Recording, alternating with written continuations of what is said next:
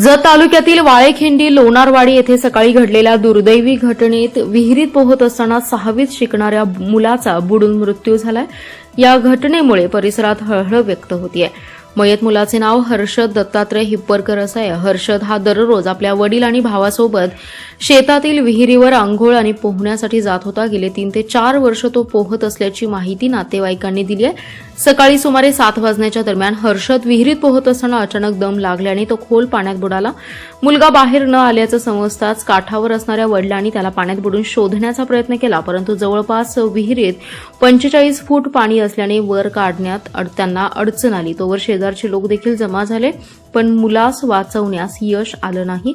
दरम्यान या घटनेची माहिती जत पंचायत समितीचे माजी उपसभापती शिवाजी शिंदे यांनी सांगली येथील स्पेशल रेस्क्यू फोर्स आपत्कालीन पथकाला कळवली। माहिती मिळताच स्पेशल रेस्क्यू फोर्सचे पथक तात्काळ घटनास्थळी दाखल झाले। आपत्ती व्यवस्थापन कमांडर कैलास वडर यांच्या मार्गदर्शनाखाली महेश गव्हाणे, सागर जाधव आणि आसिफ मकानदार यांनी बचाव आणि शोध मोहीम राबवली। सुमारे 45 फूट खोल पाण्यात शोध घेत काही मिनिटातच हर्षदचा मृतदेह बाहेर काढण्यात आला।